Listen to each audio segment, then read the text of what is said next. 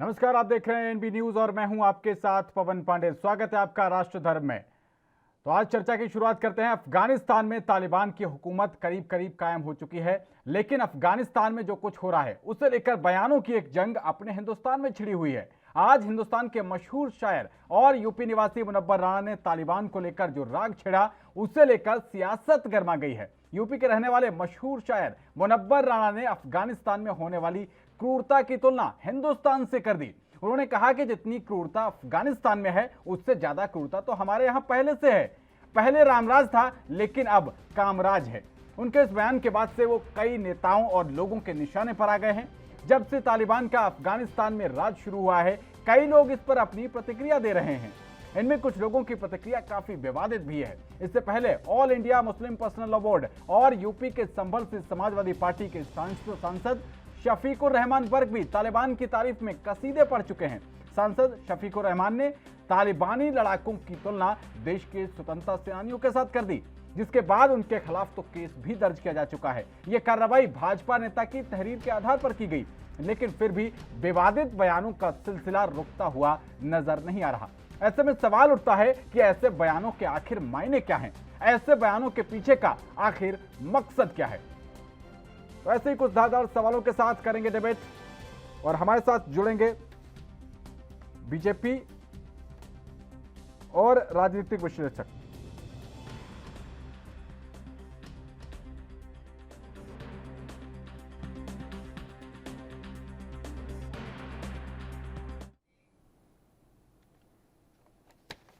तो इसी विषय पर चर्चा करने के लिए हमारे साथ बीजेपी प्रवक्ता विनय गोयल जुड़ गए हैं और राजनीतिक विश्लेषक विपिन शर्मा जी जुड़ गए हैं। बहुत स्वागत है आप दोनों का एएनबी न्यूज पर। सबसे पहले आपसे शुरुआत करते हैं विनय गोयल जी। आप कहते हैं कि ये जो हम जब से आए हैं, जब से भारतीय जनता पार्टी की सरकार बनी है देश और प्रदेशों में, तब से हम आस्तीन के सांपों को बाहर निकाल रहे हैं। अगर बात की जाए कि जिस तरीके से बयान दिए जा रहे हैं, आपने भले ही आस्तीन के सांप निकाल दिए हो लेकिन जनता को डसने के लिए छोड़ दिया। देखिए, बहुत ही दुर्भाग्यपूर्ण बयान मुझे सुनने को मिला। जिस प्रकार से मुनव्वर राणा जी का बयान आया है, मुझे लगता है कि इससे ज्यादा गिरी हुई बात हो नहीं सकती।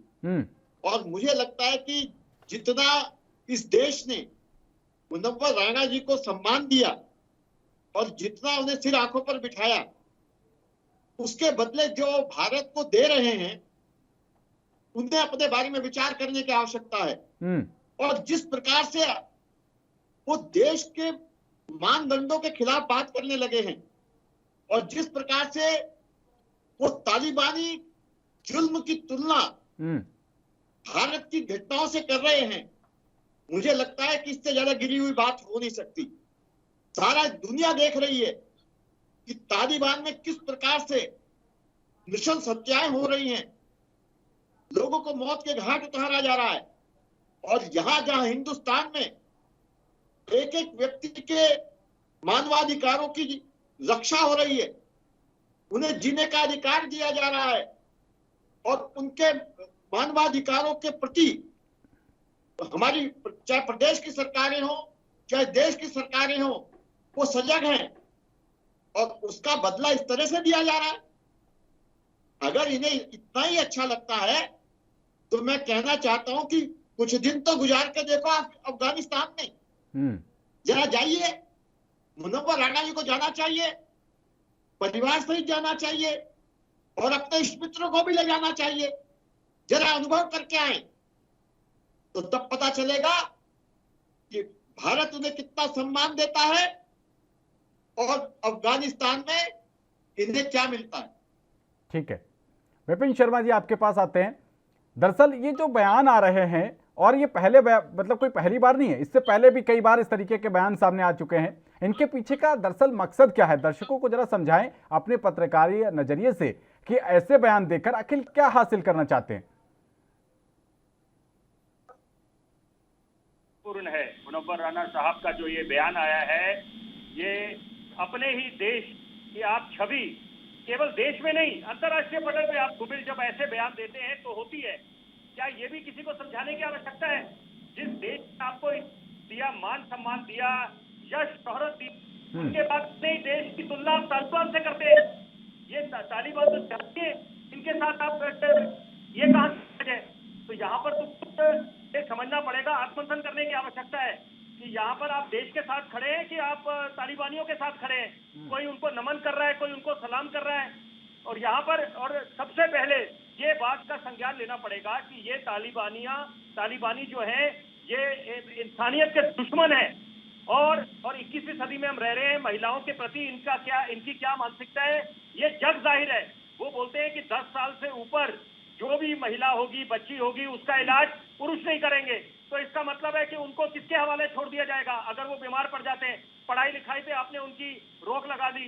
ऐसी मानसिकता वालों के इनकी तो कठोर शब्दों में निंदा होनी चाहिए, इनके बयानों का खंडन होना चाहिए। वहां आप उस समय उनकी हौसला अफजाई भी करते हैं। मुनव्वर राना जैसे शायर, मशहूर शायर, जिनको कोई पहचान के मोहताज नहीं है, और वो उसके बाद तो आप खुद समझ सकते हैं कि यहाँ पर अंतर्राष्ट्रीय पटल पे क्या है, आप हिंदुस्तान की छवि बनाते हैं। ये कुछ वर्षों से हो रहा है, ये ज्यादा चिंता का विषय है। तो खास तौर पे 2014 से एक ट्रेंड सा बन गया है कि आप हिंदुस्तान को पहले बोलना शुरू कर दिया ये लिंचिस्तान है, कोई बोलता है रेपिस्तान है। और यहाँ पर ये समझना पड़ेगा एक बात, जिसमें किसी को भी कोई शक शुबा नहीं होना चाहिए। अगर पूरे विश्व में कोई मुल्क ऐसा है जहां पर अल्पसंख्यक बहुसंख्यक किसी भी समुदाय के लोग बिल्कुल महफूज है, वो हमारे महान देश हिंदुस्तान में है। हमें फख्र है अपने देश पे कि यहाँ पर हर समुदाय, हर धर्म, हर जाति के लोगों को सम्मान मिलता है। अगर इक्का दुक्का कुछ घटनाएं होती है वो बात समझ आती है, उसमें भी संज्ञान लिया जाता है। ये कहना कि सरकार मूर्खदर्शक बन के बैठ जाती है, ये कहना कदाचित बिल्कुल सरासर गलत होगा। ये हम सबका देश है और यहाँ पर समझना पड़ेगा, ऐसे जब बयान देते हैं तो किसकी आप हौसला अफजाई कर रहे हैं? अपने देश की जब छवि धूमिल करते हैं, ये कहाँ की समझ है? बहुत दुख होता है। और ऐसे समय और क्या, देखिए एक बात बहुत जरूरी इस चर्चा में बोलना चाहूंगा कि ऐसी तस्वीरें जो दिल दहलाने वाली है, विचलित करने वाली है, जहाज के पहियों से, हवाई जहाज के पहियों से लोग लटक रहे हैं, वहां क्या हालात बने हुए हैं अफगानिस्तान में? क्या बेवजह लोग भाग रहे हैं वहां पर, देश छोड़ना चाहते हैं? वहां पर आप बोलते हैं कि नहीं, तालिबानियों को तो सलाम, अलग अलग मंचों से जहां पर आके आप उनको सलाम भी कर रहे हैं, नमन भी कर रहे हैं, बोल रहे हैं और बोल रहे हैं कि हिंदुस्तान में तो हालत और बद से बदतर है। ये आप अपने ही देश के बारे में बोल रहे हैं। तो देखिए यहाँ पर आत्ममंथन करने की आवश्यकता है। और खास तौर पे देखिए ये एक आम आदमी जानना चाहता है आज कि बाकी जो नेता हैं उनके क्या बयान है। सिर्फ सत्ता पक्ष के ही नहीं, विपक्ष के नेताओं के भी क्या बयान है। क्या वो मुनव्वर राना साहब ने जो बयान दिया है, हिंदुस्तान की तुलना कर दी तालिबान से और बोला कि वहां यहाँ तो हालत और खराब है, तो क्या उनके बयान को समर्थन करते हैं? ये भी रुख साफ करना पड़ेगा ताकि एक आम आदमी समझ पाए। आम आदमी तो बेचारा कहाँ जाए, वो तो समझेगा कमाल है ये बातचीत क्या हो रही है, यानी कि क्या हिंदुस्तान की हालत वाकई में इतनी खराब हो गई है? यहाँ पर एक तरफ लाल किले की पवित्र प्राचीर से प्रधानमंत्री बार बार इस 15 अगस्त को उन्होंने एक बिल्कुल साफ संदेश दे दिया। जो समझने वाले बिल्कुल समझ गए, जो ना समझे वो नाड़ी है। उन्होंने साफ कर दिया कि सबसे ज्यादा चुनौती आतंकवाद और विस्तारवाद से है। विस्तारवाद से उन्होंने बिल्कुल साफ कर दिया कि चीन। ठीक है, विनय गोयल जी से जवाब लेते हैं। विनय गोयल जी, सुना होगा आपने, जेएनयू में एक नारा लगा था, भारत तेरे टुकड़े होंगे इंशाअल्लाह इंशाअल्लाह। अगर उन लोगों को आपने जेल के अंदर सड़ा दिया होता, अगर आपने, क्योंकि कानून व्यवस्था की जिम्मेदारी तो आपकी है ना, तो शायद अब ये इस तरीके के बयान नहीं आते। लेकिन हुआ क्या, सांसदी का टिकट मिला उस व्यक्ति को, बिहार जाकर वो आपकी पार्टी के खिलाफ मजबूती से लड़ा और दशा वो हो गई थी कि गिरिराज सिंह हारने की कगार पर पहुंच गए थे सर। तो आप तो तमाशा निकालने के लिए छोड़ देते हो। नहीं, देखिए हमारे देश में कानून का राज है और कानून उसका फैसला करता है कानून के हिसाब से, और हमारा देश लोकतांत्रिक देश है। ये मुनव्वर राना की हिम्मत नहीं हो सकती कि ये जितनी बातें यहाँ बोल रहे हैं इतनी बातें ये अफगानिस्तान में बोल कर दिखाएं। वहाँ इन्हें जान के नाले पड़ जाएंगे। यहाँ चूंकि बोलने की आजादी है, यहाँ अभिव्यक्ति की आजादी है, इसलिए कुछ भी अनाप शनाप बोल देते हैं ये लोग। और मुझे लगता है कि ये भारत है जहां हमने सभी लोगों के लोकतांत्रिक अधिकारों को सुरक्षित रखा है, उन्हें अपने बात कहने का अधिकार दिया है, और उस अधिकार का ये लोग दुरुपयोग कर रहे हैं। और मुझे लगता है कि इनके खिलाफ, ऐसे लोगों के खिलाफ सख्त से सख्त कार्रवाई किए जाने की आवश्यकता है, जो भारत माता को लांछित करने का प्रयास करते हैं, जो उनके ऊपर प्रश्न चिन्ह उठाने का प्रयास करते हैं, जिन्होंने जिस देश ने इन्हें मान दिया, सम्मान दिया, रुतबा दिया, सब कुछ दिया, और आज ये जिस प्रकार से आस्तीन के सांपों वाली भूमिका निभा रहे हैं, ये मुझे लगता है कि इनके खिलाफ कठोर से कठोर कार्रवाई किए जाने की आवश्यकता है। और वो कठोर कार्रवाई कौन करेगा? समाजवादी पार्टी, कांग्रेस, बहुजन समाज पार्टी, केरल की सरकार, कौन करेगा कार्रवाई? तो निश्चित रूप से भारतीय जनता पार्टी नहीं करेगी। ये कानूनी जो संस्थाएं हैं जिनको इस काम के लिए रखा गया है वही ये काम करेंगे, वरना जिस प्रकार से इन्होंने पहले भी बयान दिए हैं, कभी लिंचिंग की बात करते हैं, कभी दूसरी बात करते हैं, जिस प्रकार से विपिन जी बता रहे थे, तो ये उस प्रकार के फिर आरोप लगाएंगे। लेकिन असली इलाज इनका जनता करेगी, जनता इनका बहिष्कार करेगी। इनका सार्वजनिक बहिष्कार होना चाहिए, सामाजिक बहिष्कार होना चाहिए, और इनको इनके सही मुकाम पर पहुंचाना चाहिए। ठीक है, विपिन जी आपके पास आते हैं।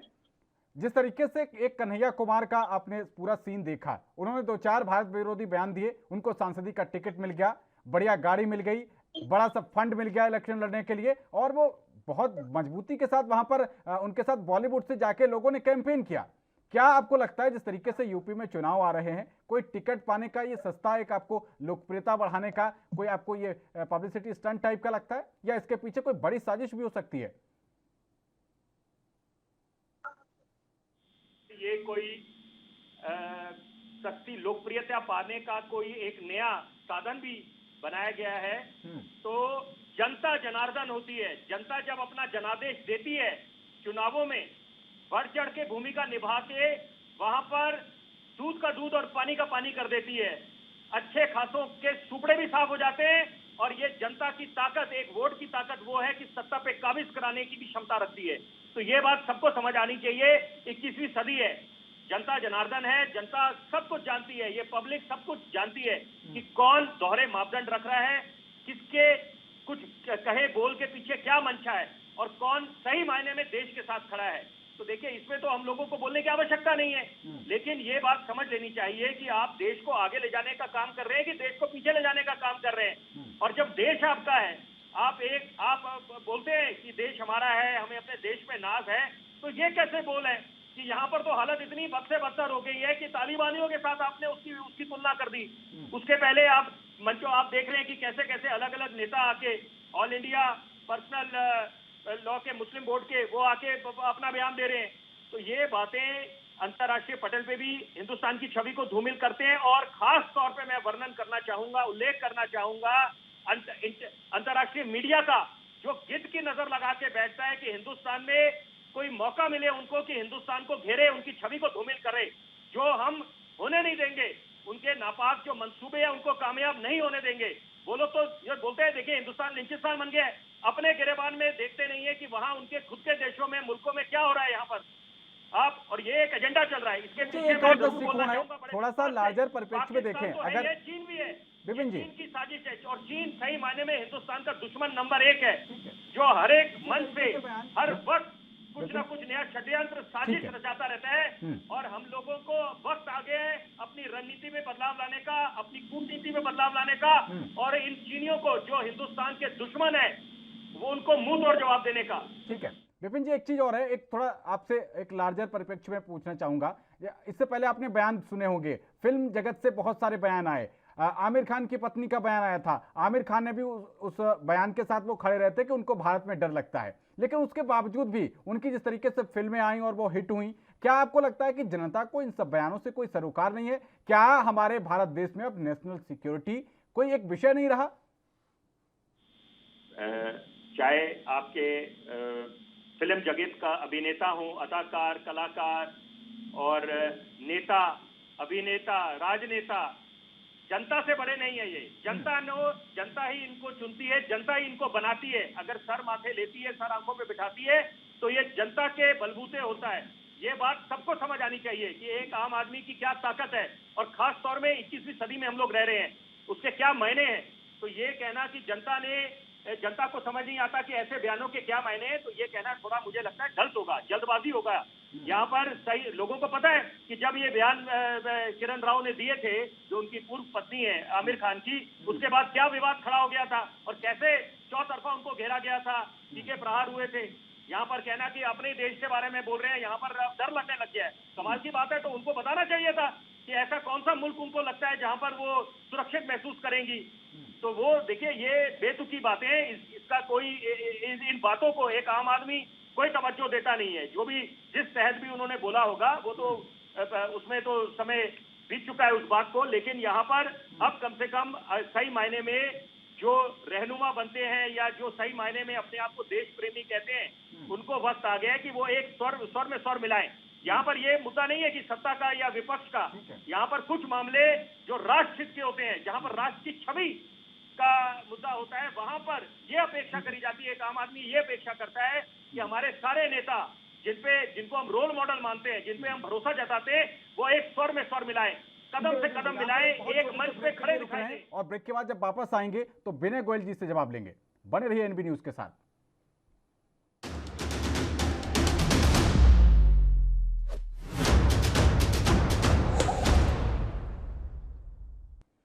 तो ब्रेक के बाद आपका स्वागत है राष्ट्र धर्म में। आज हम बात कर रहे हैं मशहूर शायर मुनव्वर राणा ने जो अफगानिस्तान में हो रहा है, जो तालिबान वहां पर कत्लेआम मचा रहा है, उसकी तुलना भारत से कर दी है। उन्होंने कहा कि हमारे यहाँ तो इससे भी ज्यादा होता रहा है। और इसी विषय पर चर्चा करने के लिए हमारे साथ बेहद ही खास दो मेहमान जुड़े हुए हैं। बीजेपी से प्रवक्ता विनय गोयल जी और राजनीतिक विश्लेषक विपिन शर्मा जी जुड़े हुए हैं। विनय गोयल जी, आपके पास आता हूँ। इससे पहले कोई पहली बार नहीं है मुनव्वर राणा का ये बयान। इससे पहले इन्होंने कहा कि अगर योगी जी दोबारा मुख्यमंत्री बन गए तो वो यूपी ही छोड़ देंगे। और अभी हाल ही में एटीएस का ट्रेनिंग सेंटर जब देवबंद में बनने की बात आई तो वो कह रहे हैं कि अभी मौसम कुछ और है, हमेशा आप पावर में नहीं रहेंगे। समझ रहे हैं इन बयानों को? और फिर भी आप चुपचाप बैठे हुए हैं। नहीं, देखिए, मुझे लगता है कि अगर कोई विकृत मानसिकता का व्यक्ति कुछ भी अनाप शनाप बोलता है तो उसको उसी ढंग से लिया जाना चाहिए। आज उनका असली चेहरा देश की जनता के सामने आ गया। बड़े बड़े मंचों पर बड़ी बड़ी कविताएं करके, बड़े बड़े शेर पढ़कर उन्होंने जो कुछ अपनी छवि कभी बनाई थी, वो आज उनका असली चेहरा देश की जनता के सामने आ गया। और जैसा विपिन जी ने भी कहा कि असली राज इनका देश की जनता ही करेगी। जिसने इन्हें मान सम्मान दिया है वही इनको इनके सही मुकाम तक भी पहुंचाएगी। और वास्तव में एक फैशन हो गया है कि देश के बारे में अनाप शनाप बातें करो और चर्चा में आ जाओ। और जो इस प्रकार के विघ्न संतोषी लोग हैं, जिन्हें इस प्रकार की बातें करने में आनंद आता है, वो इन्हें अपने स्थिर आंखों पर बिठा लेते हैं, उनको रोल मॉडल बनाने का प्रयास करते हैं। लेकिन देश की जनता इनके साथ सही न्याय करती है और आगे भी देश की जनता ही इनका सही इलाज करेगी। ठीक है विनय गोयल जी, लेकिन देश की जनता यह भी जानना चाहती है कि जब जंतर मंतर पर अश्विनी उपाध्याय जब पहुंचे थे और एक कार्यक्रम में पता भी नहीं था उनकी तरफ से नारे लगाए गए या नहीं लगाए गए, इसकी क्लैरिटी भी नहीं थी, फिर भी उनकी गिरफ्तारी हो गई। यहां पर क्या किस चीज का इंतजार किया जा रहा है? शफीकुर रहमान बर्क साफ साफ वो फ्रीडम फाइटर से तुलना कर रहे हैं। एफआईआर हुई है लेकिन अभी कोई गिरफ्तारी नहीं हुई।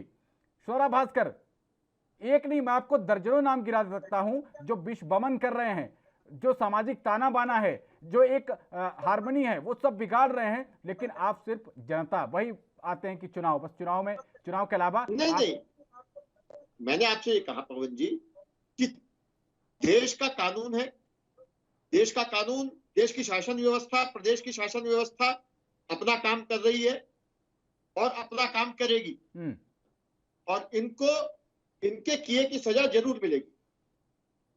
ठीक है विपिन जी, ये जो इस तरीके के बयान आ रहे हैं, अब बताइए एटीएस का सेंटर खुला है, ट्रेनिंग सेंटर देवबंद में, ये तो एक नेशनल सिक्योरिटी का विषय है, इसमें भी कहीं कोई राजनीतिक एंगल है या फिर आपको लगता है कि मुनव्वर राणा जी जो हैं उन्होंने खास तौर पर इस बयान आने के बाद कि योगी जी दोबारा मुख्यमंत्री बने तो वो राज्य छोड़ देंगे, क्या किसी सियासी पार्टी के अब वो प्यादे हो गए हैं?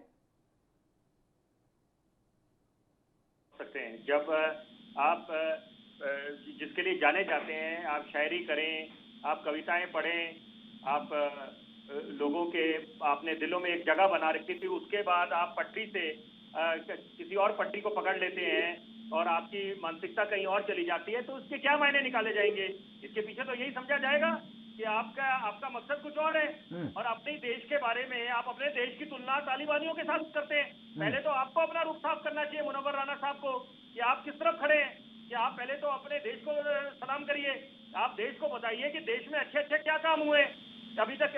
इतने आपने या तो आपको दिखाई नहीं दे रहा कि आपके इस महान देश में क्या क्या उपलब्धियां हुई हैं, उसमें आप राजनीति से सियासी चश्मे से ना देखें। ये समझना पड़ेगा कि ये सिर्फ खास तौर पे क्यों ऐसा हो रहा है कि ये 2014 से ही कुछ लोगों को हिंदुस्तान सुरक्षित जगह नहीं लगती और सारी खामियां अभी हिंदुस्तान में नजर आ रही है इनको 2014 के बाद से, जब से प्रधानमंत्री नरेंद्र मोदी ने बतौर प्रधानमंत्री कार्यभार संभाला है और उनकी सरकार सत्ता में आई है। तो ये बातें देखिए, एक आम आदमी के दृष्टिकोण से अगर बात करें, उनको भली भांति समझ आता है कि इसमें क्या इसके पीछे मंशा है, क्या मायने है। बहरहाल मुद्दा ये है, यहाँ पर एक स्वर में स्वर तालिबानियों के खिलाफ उठाना पड़ेगा, क्योंकि इसके अलावा कोई और चारा नहीं है कि यहाँ पर जो आतंक इन्होंने फैलाया हुआ है, ये लोग जिहादी मानसिकता वाले लोग हैं, ये इंसानियत के दुश्मन है।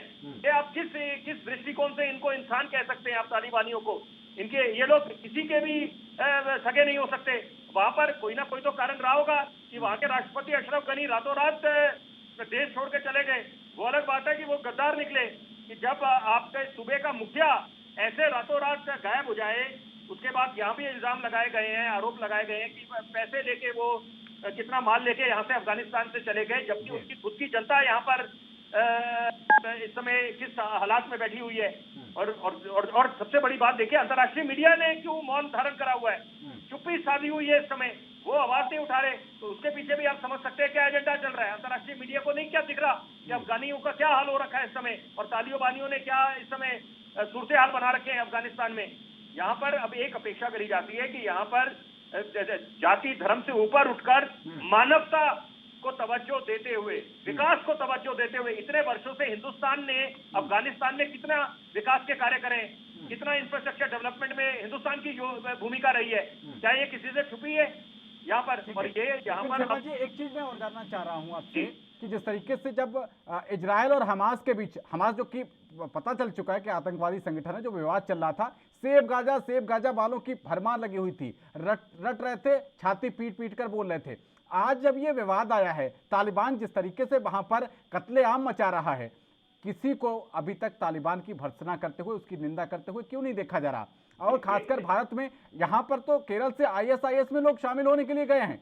तो क्या अब भारत को दूसरे तरीके से अपनी जो इंटेलिजेंस है उसको डिजाइन करने की जरूरत है? क्या तालिबानी सोच की जड़ें जो हैं वो भारत में पैर पसार चुकी हैं? प्रधानमंत्री ने लाल किले की प्राचीर से 15 अगस्त को जो अपना भाषण दिया, राष्ट्र का नाम संबोधन करा, उसमें खास तौर पे उन्होंने तवज्जो दी कि सबसे बड़ी चुनौती क्या है, आतंकवाद और विस्तारवाद। ये वाली मानसिकता से हम लोगों को निपटना पड़ेगा, अपनी रणनीति में भी बदलाव लाना पड़ेगा और मुस्तैद रहना पड़ेगा। साथ में मैं एक इजाफा करना चाहूंगा, कट्टरवाद किसी भी तरह के भी बता रही हैं कि हालात जो है वो अब दुष्कर होते चले जा रहे हैं। अब सिर्फ इस बात से काम नहीं चलेगा कि जनता जवाब देगी, अब जिन लोगों को सैलरी पर रखा हुआ है आपने न्याय करने के लिए, उनको भी आपको अब एक्टिवेट करना पड़ेगा। विनय जी देखिए, मुझे आपको ये बताते हुए बिल्कुल गर्व होता है कि जब से नरेंद्र मोदी जी इस देश के प्रधानमंत्री बने हैं, उससे पहले का आप हिंदुस्तान देख लीजिए, हर जगह बम विस्फोट होते थे, आतंकवादी हमले होते थे, लेकिन आज जिस प्रकार से उन्होंने कंट्रोल किया है, किसी आतंकवादी की हिम्मत नहीं है कि वो सीमा पार करके हिंदुस्तान में जिंदा रह सके। तो विनय जी, ये बयान तो बिल्कुल देश विरोधी है, देश के खिलाफ है, और एक तरीके से कहा जाए तो संविधान का भी अपमान हुआ इसमें। कब तक इसमें कार्रवाई होगी? निश्चित रूप से कार्रवाई होगी और उनके खिलाफ कड़ी से कड़ी कार्रवाई होगी और देश देखेगा और वो सबके सामने आएगी और आप भी उसके बारे में चर्चा करेंगे। ठीक है, चलिए। हाँ विपिन जी कुछ कहना चाह रहे हैं, लास्ट 10 मैं सेकेंड। देखिए एक जो नया ट्रेंड, एक पहले आपने देखा कि कैसे लोगों ने, बड़े बड़े सम्मानित लोगों ने, प्रतिष्ठित लोगों ने अपने अवार्ड वापस करने शुरू कर दिए। ये कुछ वर्षों में हुआ है, 2014 के बाद ही ये नया ट्रेंड जो उभर के आया है।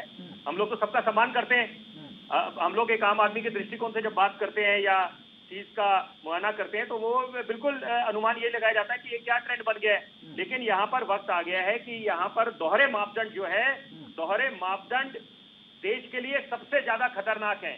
देश को आगे ले जाने के बजाय और पीछे ले जाएंगे। हम लोग 21वीं सदी चांद तारों की बात करते हैं, चंद्रयान 2 का मिशन हुआ अभी, उसके बाद हम लोग देख रहे हैं कि कैसे हम लोग अंतर्राष्ट्रीय पटल पे हम लोग कैसे विपिन शर्मा और विनय गोयल जी, आप दोनों का एनबी न्यूज पर चर्चा में शामिल होने के लिए। तो लगातार अभी भी बीजेपी प्रवक्ता के द्वारा कहा गया कि हाँ इस मामले में कार्रवाई होगी।